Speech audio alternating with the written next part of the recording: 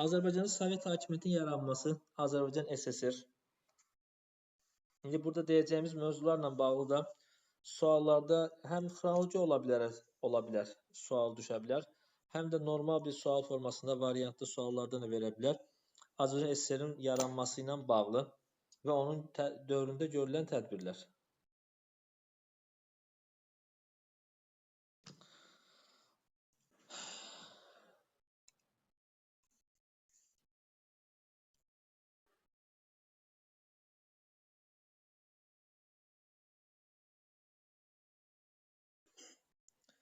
Deməli, 1920-ci il 28 aprel çevrilişi nəticəsində Azərbaycanda 23 aylıq hakimiyyət göstərmiş AXC-nin Azərbaycan Xalq Cümhuriyyətinin varlığına son qoyuldu. Azərbaycanda Bolşeviklər hakimiyyəti yaradılar.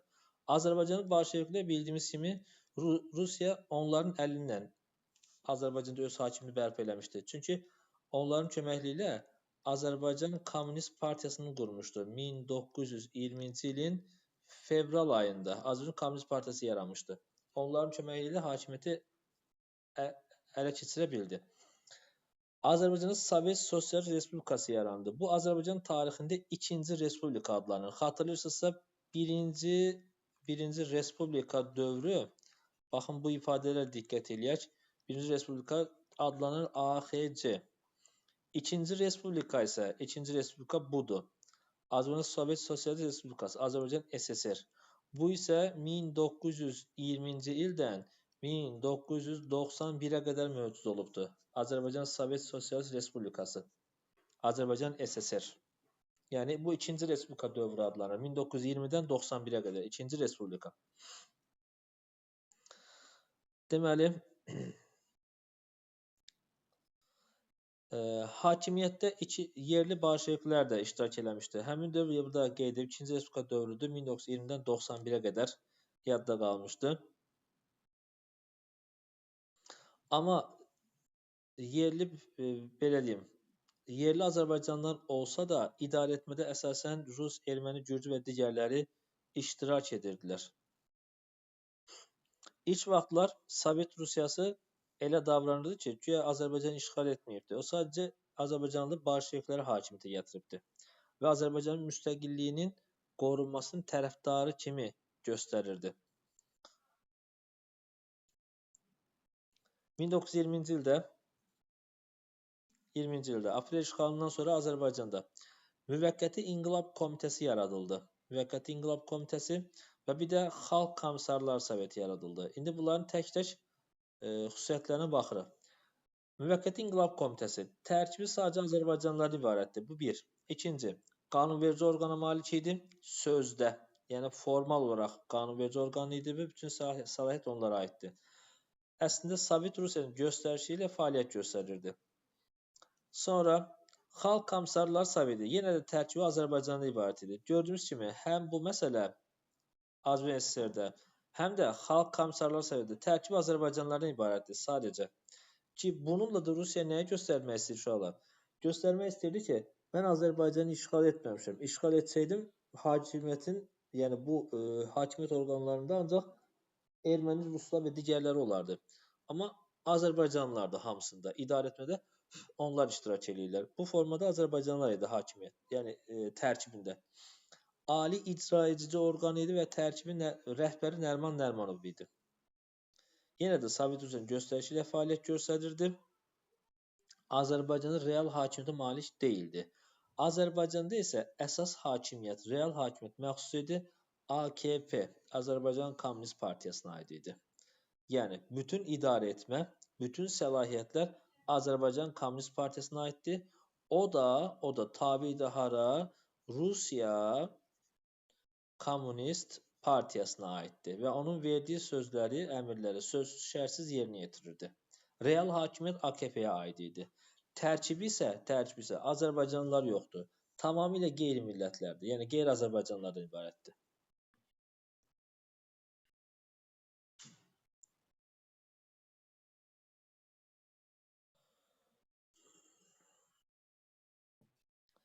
Burada qeyd edək, Azərbaycan Komünist Partiyası 20-də yaranmışdı. Rusiyanın göstərişi ilə fəaliyyət göstərirdi. Bütün hakimiyyət, yəni real hakimiyyət onun əlində idi. Digər dövlət orqanlarını da nəzarət eləyirdi və həmin hakimiyyət orqanları onların nəzarətində fəaliyyət göstərirdi. Onların verdiyi qanunlarda məcbur idi. Hətta Azərbaycan SSR-nin Xalq Komissarlığı Sovetinə belə təsir göstərib. Nəriman Nərimanov belə təsir göstərdi, onun verdiyi qanunları ləğv edirdi. Deməli, tərkibi əsasən ruslar və ermənilərdən ibarət idi. Yəni Azərbaycan demək olar ki, Azərbaycan ümumiyyətlə yox idi tərkibində. 1929-a qədər Azərbaycan Kommunist Partiyasını deməli, tərkibində ayrı katiblər var idi. Katiblər vardı. 29-cu isə birinci katib vəzifəsi yarandı. Yəni belədir. Tutaq ki, AKP-nin tərkibində 10 nəfər adam var. Hər biri AKP-nin katibləridir. Partiya katibləridir bunlar, üzvlərdir. 29-a qədər onu bərabər birləşib bir heyət o idarə edirlər. Amma 29-dan sonra isə Moskvada ilk dəfə Kommunist Partiyasının birinci katib vəzifəsi yarandı. Yəni artıq birinci katib vəzifəsi dövlətdə birinci adamdır. Azərbaycanda isə Azərbaycanda da belə deyim, təşkil edildilər. 29-cu ildən birinci katib vəzifəsini tətbiq edildilər. Amma hələ ki həmin vəzifəyə mərkəzdən göndərilən emissarlar kimdir? Yəni hər hansı bir vəzifə üçün Moskvada, yəni mərkəzdən həmin yerə göndərilən şəxsdir. 29-da birinci katib vəzifəsi yarandı. 33-də Mirzəcəfər Bağırov həmin vəzifəyə təyin edildi. Azərbaycan Kommunist Partiyasının birinci katib vəzifəsinə rəhbər təyin edildi. İlk dəfə olaraq Azərbaycanlı bir adam bu formada yüksək bir vəzifəyə gətirilir. Kommunist Partiyasının birinci katibi dövlətdə birinci adam idi. Bağırov bu vəzifəyə daxil edildi, vəzifəyə gətirildi. Məqsəd də bu idi ki, partiya daxilində olan ziddiyyətlər və qarşıdurmaları aradan qaldırsın və idarəetməni tamamilə öz əlində toplaya bilsin ki, həqiqətən də bunu elədi. Gələn kimi də partiya daxilindəki mübarizəyə və qarşıdurmalara son qoydu, bütün hakimiyyəti öz əlində cəmləşdirdi. Buna biz nə deyirik? Avtoritar idarə etmə üsulu. Avtoritar.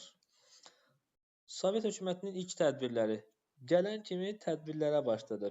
Sosialistcəsinə tədbirlər həyata keçirdi. Şahirdlər, sosializm nədir ümumiyyətlə? Sosializm. Yəni biz quruluş olaraq belə ilk dərsimə bu formada başlayıram ki, şagirdlərlə. Deyirəm ki, bir tarixi dövrlər var, bir də quruluşlar var. Quruluş ictimai-iqtisadi formasiya deyirik. Yəni insanların bir-birlə münasibətindən ortaya çıxan bir münasibətlər sistemidir.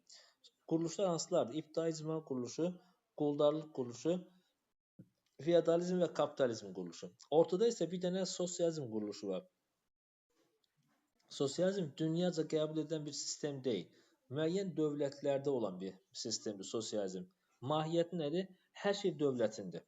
Hər şey dövlətin ixtiyarındadır. Özəl sahibkarlıq yoxdur sosializm sistemində. Yəni, sosializmin mahiyyəti budur, anlamı budur. Və burada özəl sahibkarlıq, fərdi evlər, evlər deməyək, yəni fərdi təsərrüfat, bunlar yoxdur. Sosialist siyasətdə tədbirlər həyata keçirdilər. Müvəqqəti İnqilab Komitəsinin ilk dekretləri. Deməli, ayrı-ayrı ərazidə İnqilab Komitələri yarandı, Fəhlə Kəndli Milisi yaradılmış oldu. Sonra məhkəmələr yaranması haqqında qanunda isə deyirdi ki, bu vəzifələr ancaq fəhlə kəndlilərin nümayəndələri gələ bilərdi. Axı onlar fəhlə və kəndlilərdən istifadə edib hakimiyyətə gəlmişdilər. Fəhlə və kəndli dövləti qururuq deyib hakimiyyətə gəlmişdilər. Sonra fövqəladə komissiya qurdular. Dövlətə qarşı çıxanlara, hakimiyyətə qarşı çıxanlara qarşı bu fövqəladə komissiyadan istifadə edir. Tərkibində isə onlar üzrə çekistlər deyirlər. Sonra nə etdi? Ordu və donanma yenidən təşkil edildi. AXC ordusu ləğv edildi. AXC-nin ordusu ləğv edilməkdə müstəqil dövlətin atributları var da, xatırlayırsa, ordu onlardan biridir. Əslində bununla da həmin atributların birindən məhrum edildi Azərbaycan SSR. Axı biz nə demişdik? 20-ci ildə 1920-ci il aprel ayında işğal olunarkən qarşısına qoyulan tələblərdən biri də qarşı qoyulan tələbdən biri də bu idi ki, Azərbaycanın müstəqilliyi qorunub saxlanmalı idi, Azərbaycan müstəqil dövlətçiliyi. Amma dövlətçiliyin atributlarından biri olan milli ordunu ləğv eləmişdilər. Yenidən nə yaradıldı? Sovet Rusiyasının tərkibində olaraq Azərbaycan SSR-nin ordu donanması yaradılmış oldu ayrıca olaraq. Sonra bu birinci. 2. Deməli, əvvəllər mülki təbəqələr, rütbələr hamısı ləğv edildi. Xan, bəy, ağa kimi məsələlər hamısı ləğv edildi. Ümumi addan hər kəs Azərbaycan SSR vətəndaşı adlandırıldı. 3. Vicdan azadlığı haqqında dekret verildi. Vicdan azadlığı. Bununla da dini təlimlərin öyrədilməsi qadağan edilmiş oldu. Bütün dini mərasimlərin keçirilməsi qadağan olundu. Axı sosializm sistemində əsas məsələnin biri nə idi? Onlar ateist idilər. Ateist. Ateizmi təbliğ edirdilər. Sonra 4. Torpaq haqqında qanun verildi. Buna əsasən xan, bəy və kilsə torpaqları müsadirə edildi və bütün torpaqlar təməndən sonra kəndlərə paylandı. Bu nə idi? AXC-dən fərqli bir məsələ idi. AXC-nin həyata keçirmədiyi məsələlərdən biri bu idi. Soruşa bilər bizdə. Sonra 5. Milliləşdirmə həyata keçirilmişdi. Milliləşdirmə. 1920-ci ilin 24 may tarixi ilə AzNeft yaradıldı. Azərbaycan Neft Komitəsi yaradılmış oldu və bununla da neft sahəsi yenidən milliləşdirildi. Şahidlər, bununla bağlı yenə də bunu mən sizə xatırlatmaq ehtiyacı duyuram. Deməli, Bakı XKS, Bakı XKS 1918-ci ilin iyun ayında neft sahəsini milliləşdirdi. Sonra AXC oktyabr ayında 18-ci ilin oktyabrında milliləşdirməni ləğv etdi və sahibkarın geri qaytarma müəssisələri. Sonradan Sovet Rusiyası, daha sonra Azərbaycan qurulan Sovet hakimiyyəti Azərbaycan SSR yenə də nə etdilər? Rusiyanın göstərişi ilə 24 mayda neft sahəsi yenidən milliləşdirildi. Bu da nədir? Üçüncü dedik sizə, həyata keçirdi tədbirləri. Xəzər ticarət donanması, sənaye müəssisələri, zavodlar hamısı dövlətin mülkiyyətə alınır. Yəni milliləşdirilmiş oldu. Biraz əvvəl dediyim məsələ, sosializm sistemində əsas qayda, əsas məsələ nədir? Hər şey dövlətin ixtiyarındadır. Sonra gəlirik nəyə? Və həmçinin burada bu cümlələ qeyd edir, Azərbaycan nefti sərvəti Rusiya daşımağa başladı. Bu da oxşar da harda? Bakı XKS-nin olduğu dövrdə oxşar cəhətlər. Zaten ikisi də onsuz da Sovet hakimiyyətinin qurduğu bir belə deyim, rəhbərlikdə idarə etmədir. 1921-ci ildə may ayında Sovetlər qurultayı keçirildi 21-in mayında və bu yazıları silim və burada ilk konstitusiya qəbul olundu. Azərbaycan SSR-in ilk konstitusiyası. Bu konstitusiyaya görə Azərbaycan SSR-də ilk konstitusiyaya görə deməli burada əsas məsələmiz nədir? Milli azadlıq təminat verildi, bu çox vacib deyil. Azərbaycan İnqilab Komitəsi ləğv edildi. Yerində Mərkəzi İcra Komitəsi yaradılmış oldu. Azərbaycan Müvəqqəti İnqilab Komitəsi adlanırdı. Onu ləğv elədilər, Mərkəzi İcra Komitəsi adlandırdılar. Qanunverici orqandır. Yenə də icraedici orqan xalq komissarları seçildi və rəhbər də Nəriman Nərimanov. Beləliklə Azərbaycanın Sovet Milli Dövlət quruculuğunun hüquqi cəhətdən təşkilin birinci mərhələsi başa çatmış oldu. Yəni Azərbaycanda qurulan hakimiyyət Rusiyadakı Sovet idarəetmə sisteminə uyğunlaşdırıldı tamamilə. Get gözəl dərman törsün axı. Deməli, davam edirik. Sovet rejiminə qarşı hərəkat. Şahidlər, Azərbaycanda bu dövrdə 1920-30-cu illərdə 2 dəfə Sovet hakimiyyətinə qarşı üsyan var. 20-ci ildə olan üsyanlar Sovet idarəetmə sisteminə, yəni sosializm sistemi yaranmasına qarşı, Sovet hakimi yaranmasına qarşı idi. 30-cu ildə olan üsyan isə 30-cu ildə olan üsyanlar isə 29-da qəbul edilmiş kolxozlara qarşı, yəni kollektiv təsərrüfatın yaranmasına qarşı olan üsyandır. İndi baxaq. Aprel çevrilişindən sonra həyata keçirilən tədbirlər. Deməli, siyasi repressiyalar həyata keçirilmişdir. Repressiyalar 20-30-cu illər üçün oxşar cəhətdir. Hətta 2-ci Dünya müharibəsindən sonra həyata keçiriləcəkdir. 40-cı illərdə deyə bilərsiniz, repressiyalar. Bütün partiyalar qanundan kənar hesab edildi. Bir dənə AKP qalmışdı, Komünist Partiyası. Digər partiyaları sildik, apardı. AXC-nin hərbi rəhbərləri və dövlət xadimləri əksəriyyəti güllələnməyə məhkum edildi. Bəziləri isə qatillər tərəfindən, muzlu qatillər tərəfindən öldürüldü. Bəziləri sürgünə göndərildi. Burada şəxslərin adları verilirdi. Kimlər harda? Çox da vacib deyil, harda olmağı. Sadəcə adlarını bilsəniz kifayət eləyəcək. Sülhdə baş qərargah rəisimiz idi bizim AXC dövründə.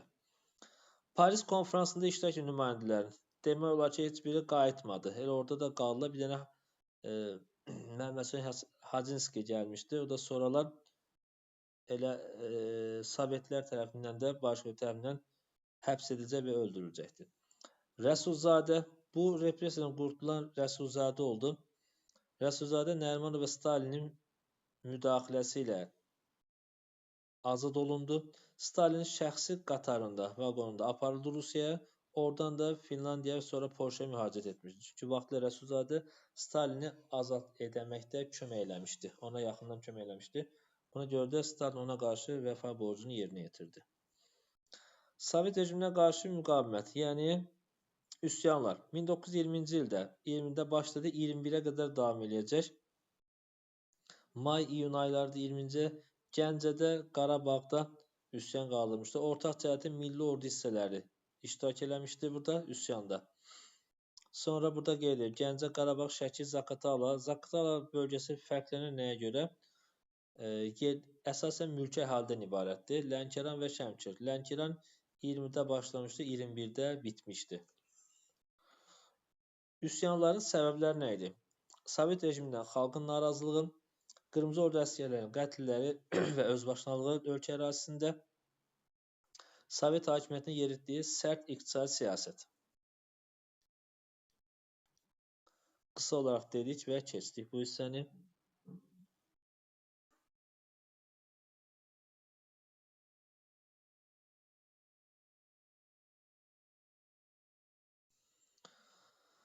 Üsyanların məğlub olma səbəbləri nədir? Qüvvələrin qeyri-bərabər olması və vahid bir yerdən idarə olunmaması və yaxud da məhəlli xarakter daşıması da deyə bilərik. Burada sonra bəli, məhəlli xarakteri budur ki, bütün Azərbaycanı eyni anda həyat eləmir. Yəni, bax, səhifəyə geri qayıdım, bax bura. Gördüyümüz kimi hansı ərazidir? Gəncə, Qarabağ, Şəki, Zaqatala, Lənkəran, Şəmkir. Bunlarda hərəsində ayrı-ayrı üsyan olubdur. Gəncədə ayrıdır, yəni rəhbəri ayrıdır, təşkilat ayrıdır. Qarabağda, Şəkidə hər birində ayrı-ayrılıqda üsyan baş verdi. Bunlar toplanıb eyni anda bir mərkəzə toplanıb eyni anda üsyan eləməyiblər. Ayrı-ayrı vaxtlarda qaldırılan üsyanlardır. Rəhbərləri də ayrıdır, təşkilatı da ayrıdır. Ona görə ki, məhəlli xarakter daşıyırdı. Biz bunu Çar Rusiyasına qarşı da demişdik 30-cu illərdə. 1830-cu illər üsyanlar vardı Çar Rusiyasına qarşı 4 yerdə. Həmin üsyanlar da ayrı-ayrı vaxtlarda və ayrı-ayrı bölgələrdə olmuşdu. Bu səbəbdən deyirik ki, məhəlli xarakter daşıyır. Yəni, hərə öz bölgəsində üsyan edibdir. Vahid bir mərkəz yoxdur. Buyurun.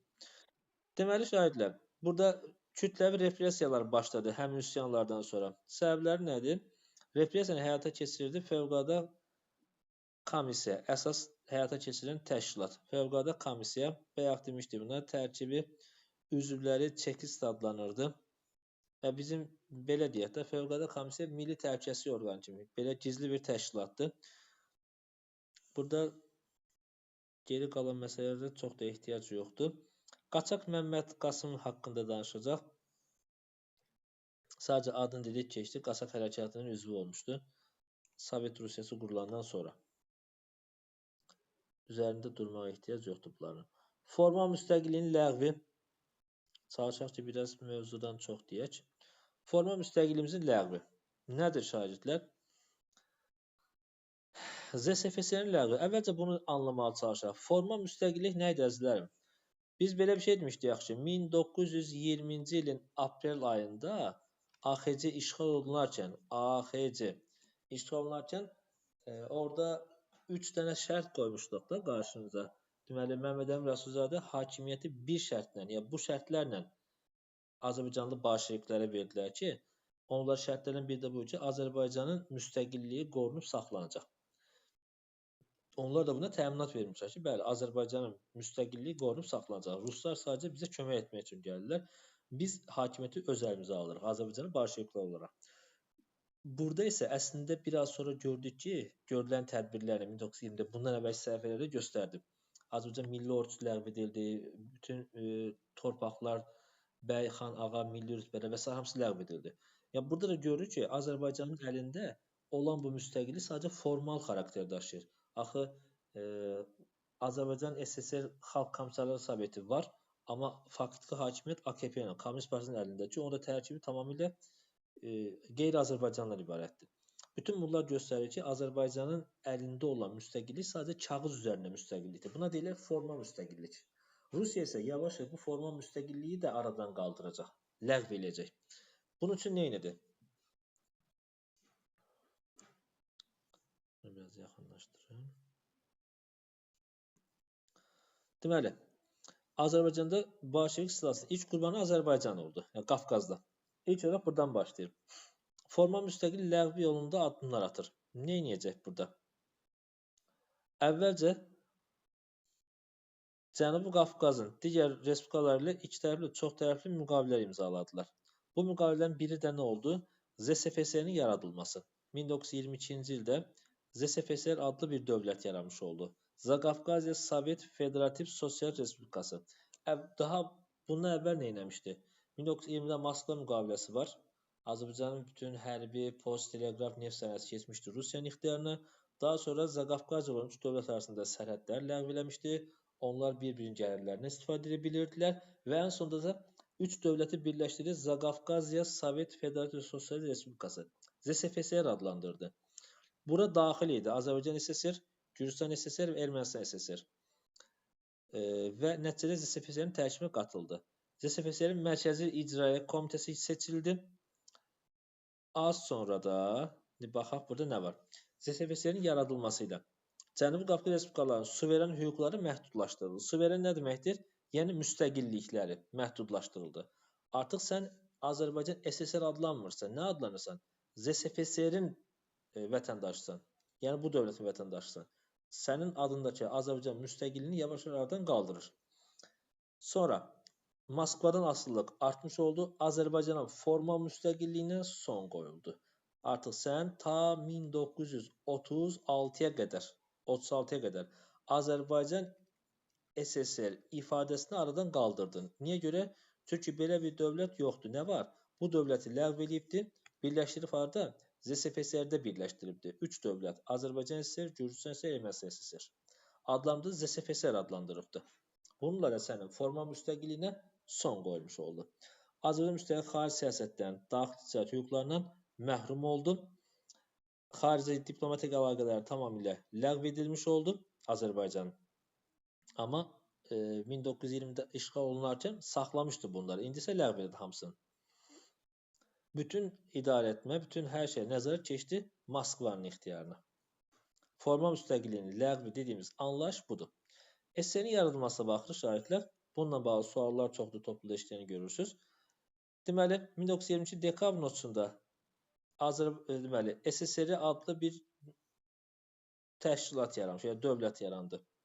Bunu quran kimdir? Sovet Rusiyasıdır. Tərkibi daxildə hansı dövlətlər? ZSFSR, yəni bizim bu ZSFSR daxildir. Rusiyanın özü, RSFSR gedir.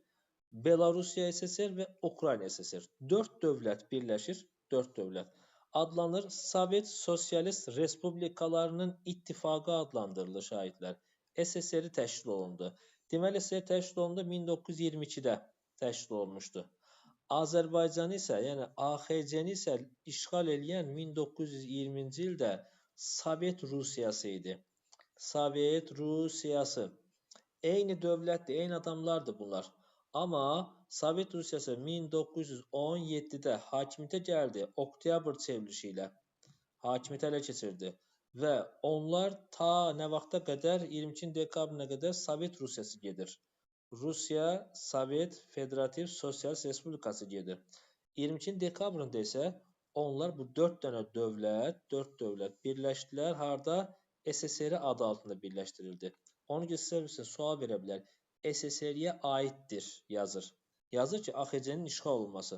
Sən də deyə bilərsən ki, bəli, Azərbaycan AXC-ni işğal edən elə bolşeviklərdir, Sovet Rusiyasını quranlardır. Amma SSR deyil. Həmin SSR 22-də qurulubdur, 1922-də. AXC-ni işğal edən Sovet Rusiyasıdır. Belə bir məsələ var orada. Oxuyarkən və təzədən testlərini işləyərkən bu məsələyə diqqət edəcəksiniz. Deməli, SSR təşkil olundu 22-ci dekabrında.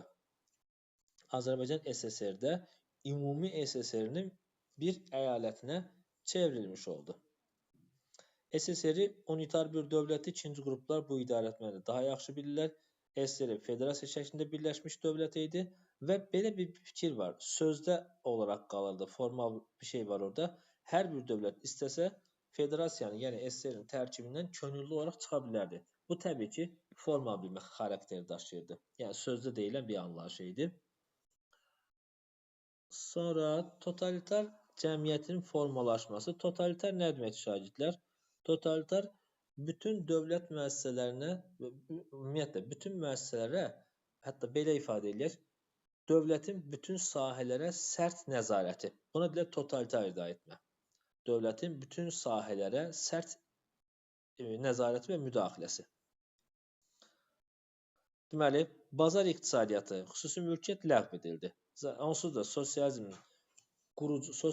sisteminin mahiyyəti bu idi. Azad sahibkarlığa son qoymaq.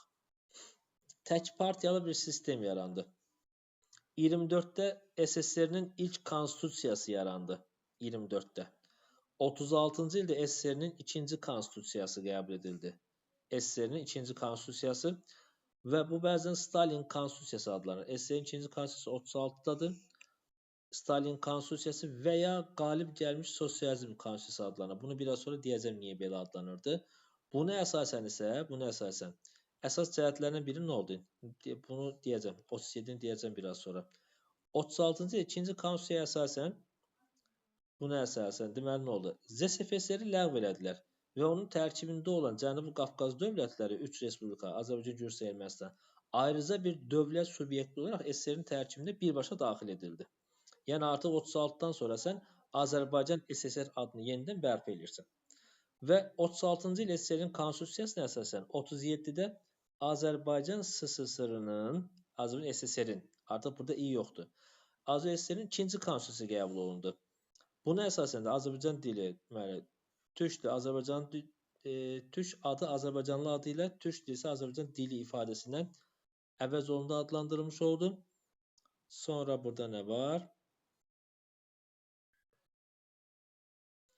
Deməli, Azərbaycan Mərkəzi İcra Komitəsi ləğv edildi 37-də.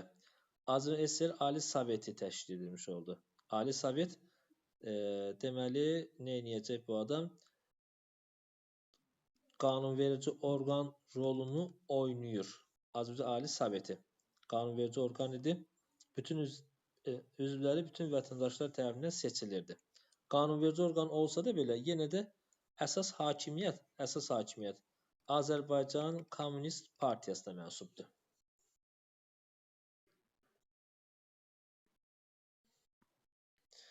Ərazi bütövlüyünə qəsdləri də deyək, sonra baxarıq vəziyyətə.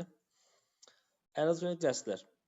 Sovet hakimiyyəti qurulduqdan sonra, Azərbaycan SSR qurulduqdan sonra Rusiya Azərbaycan torpaqlarını qonşu dövlətlər arasında bölüşdürməyə başladı. Onsuz da ermənilərin də əvvəldən vədləri var idi. Onları həyata keçirməyə çalışdı. Bundan sonra deməli, Qarabağda, Zəngəzur, Naxçıvan bu əraziləri yerlənmək üçün qonşu, xüsusilə ermənilər fəaliyyət göstərirdi və istəyir ki, Rusiyadan öz xeyrinə istifadə edir. Həqiqətən də eləyəcəklər, öz xeyrinə istifadə eləyəcəklər. Hansı addımları atdılar?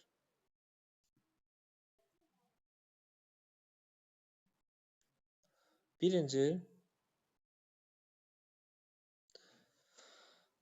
şahidlər. 1920-ci ildə Sovet Rusiyası ermənilər arasında bağlanmış razılaşmaya görə Azərbaycan Şərur Dərələyəz bölgəsi Ermənistana verildi. Şərur Dərələyəz bölgəsi verildi ermənilərə. Sonra Zəngəzur, Naxçıvan, Qarabağın dağlıq hissəsi mübahisəli ərazi hesab olundu. Yavaş-yavaş Azərbaycan torpaqlarını bölüşdürüldü. AXC-də demişdi ki, 114 min kvadrat kilometr ərazi var idi. Mübahisə ərazilər daxil olmaqla.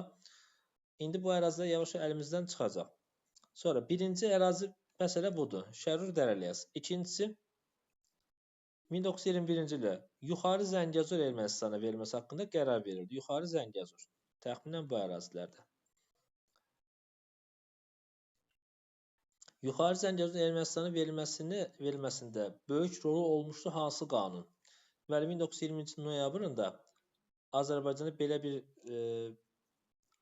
qanun verildi ki, Sovet Azərbaycanı və Sovet Ermənistanı arasında heç bir sərhəd yoxdur. Və bundan istifadə edən ermənilər Zəngəzurda iddia qaldırdı və həmin ərazilər bizimdir deyirdilər.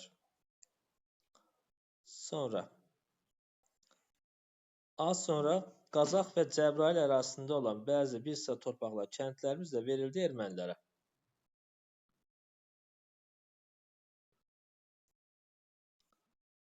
Gürcüstan. Gürcüstan da Azərbaycan arasında sərhəd münaqişələri vardı. Yəni mübahisə ərazilər vardı. Zaqatalaya iddia qaldırdılar. Amma 1921-ci ildə bağlanmış razılığa əsasən Zaqatala qaldı Azərbaycanın tərkibində. Yəni Gürcüstan Zaqatala iddialarından əl çəkdi.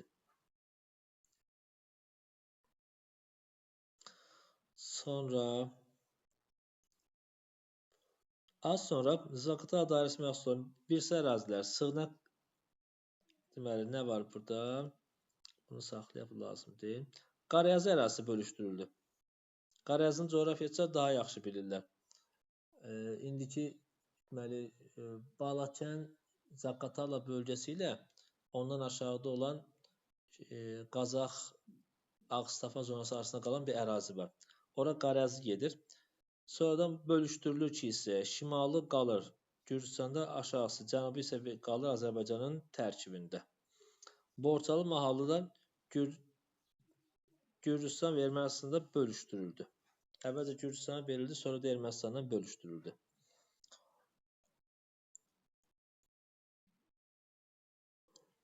Sonra şagirdlər,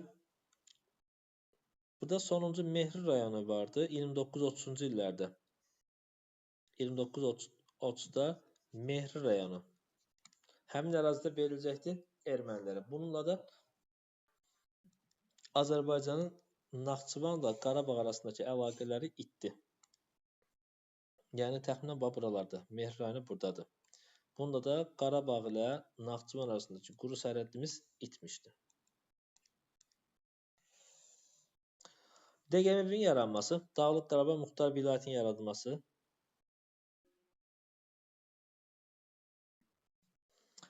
Ermənilər Qarabağa olan iddiaları var idi, bilirsiniz.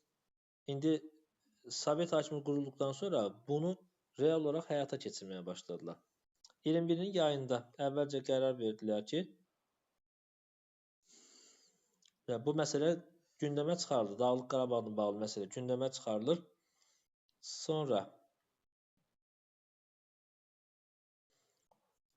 bizə lazım olan məsələ budur. 1923-cü ilin iyulunda verilən qərarda Azərbaycan SSR Mərkəzi İcra Komitəsi verilən qərarda Dağlıq Qarabağ Muxtar Vilayətinin yaradılması, təşkil edilməsi qəbul edilmiş oldu. Rusiyanın təkidi ilə.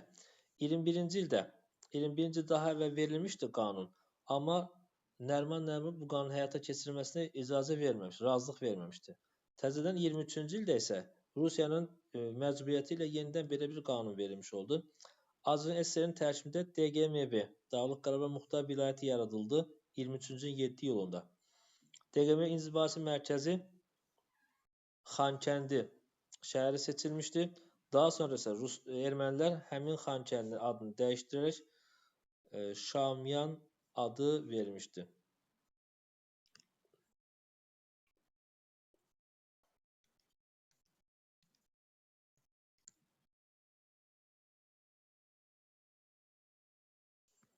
Aha. Nə üçün belə bir məsələ addım ata bildilər? Azərbaycan kommunistlərin qətiyyətsizliyi, yəni bu işdə e, fikri tam bir yerə qoya bilməməsi, Moskvanın təzyiqi və bəzən hər iki tərəfdə rəhbər vəzifələrdə ermənilərin olması. Onsuz da AKP-nin tərkibində edilmişdi ki, rəhbər vəzifəli Azərbaycanlı yox idi. Bununla da Qarabağ münaqişəsinin əsası qoyulmuş oldu. Azərbaycan torpaqlarının parçalanmasına gətirib çıxarmış oldu. Və sonraki dövrdə də ermənilərin Qarabağ olan iddialarını artırdı. İşimizin adı nədir? Hələ ki buralardayıq. Ya bitirirəm. Bu hissəni də bitirib sonra dayanacağım. Hissə gedək ki, tam yaxşı öyrənə bilək. Naxçıvanla bağlı məsələ. Ermənilər Naxçıvana da iddia irəli sürmüşdülər və onu da istəyirdilər. 1920-ci ildə Veysəl bəyin rəhbərliyi altında türk qoşunları Naxçıvana gəldi və buradakı erməni qırğınlarının qarşısını aldı. 1920-ci ildə onunla bərabər, türklərlə bərabər Naxçıvana Qırmızı Ordu, 11-ci Qırmızı Ordu hissələri daxil olmuşdu.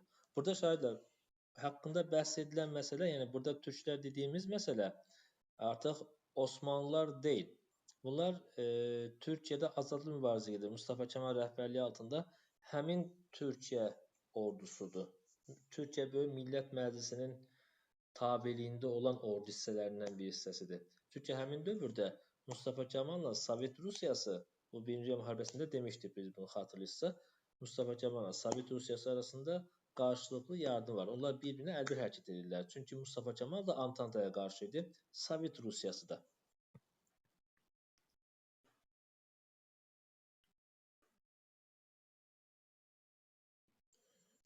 Və onlar arasında Türkiyə və Sovet Rusiyası arasında anlaşma oldu. 20-ci ildə Moskvada ki, növbəti bağlanacaq müqaviləyə qədər hər iki ordu Naxçıvanda qalacaq. Və növbəti müqaviləmizdə olacaq hansı?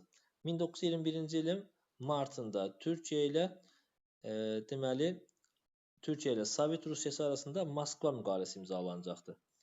Hələ də keçərli olan beynəlxalq müqavilədir Moskva müqaviləsi. Buna əsasən Naxçıvan bölgəsi Azərbaycanın himayəsində qalırdı, muxtar ərazi hesab olunurdu və üçüncü bir dövlətə güzəşt edilə bilməzdi. Burada üçüncü dövlət deyərkən Ermənistan nəzərdə tutulurdu. Yəni ki, buradan Ermənistana bu bir işarədir ki, gözünü Naxçıvan torpaqlarından yığışdır. Belə bir mesaj vardı ortada. Nəticədə erməni fitnəsinə son qoyuldu. Həmin müqavilənin təsdiq edən digər müqaviləsi isə 1921-ci ildə Qars müqaviləsidir. Qars müqaviləsi, Qarsda dostluq müqaviləsi imzalandı. RSFSR ilə yenidən Türkiyə arasında. Bu müqavilə Moskva müqaviləsinin şərtlərini təsdiqləmiş oldu bir daha və sərhədlərini müəyyənləşdirdi. Naxçıvan Muxtar Respublikasının sərhədlərini və statusunu müəyyənləşdirmiş oldu. Qars və Moskva müqaviləsi müddətsiz müqavilədir, beynəlxalq müqavilədir və Naxçıvan Azərbaycanın tabeliyində olmasını neynirdi? Təsdiq eləyirdi. Buna əsasən, bunun əhəmiyyəti nədir şagirdlər? Deyə bilərsiniz, nə kimi bir özəlliyi var bu müqavilənin? Müqavilə əhəmiyyəti budur ki, Naxçıvana əgər kənardan bir müdaxilə olarsa, Azərbaycanla bərabər Türkiyədə Naxçıvanı müdafiə edə bilər, yəni ora qoşun göndərə bilər. Müdafiə etmək üçün. Və onun da təsdiq olaraq 1921-ci ildə Şuşa bəyannaməsi vardı. Türkiyə ilə Azərbaycan Respublikası arasında imzalanan Şuşa bəyannaməsi onu müasir dövrə çatanda deyəcək. Naxçıvan MSR də təşkil edirik və mövzunu burada yekunlaşdıracağıq.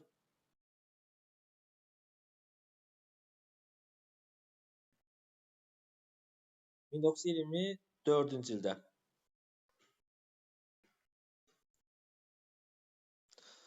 24-cü fevralında Azərbaycan Mərkəzi İdarə Komitəsi Naxçıvan Muxtar Sovet Sosial Respublikası, Naxçıvan MSSR yaranması haqqında qanun vermiş oldu.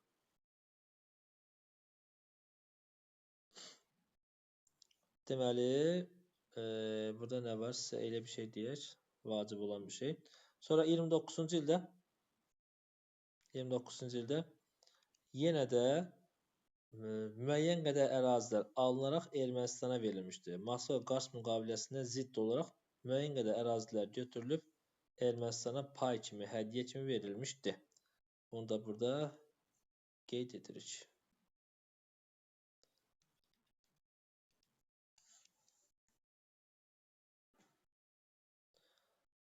İqtisadi tədbirlər bunlar qalsın.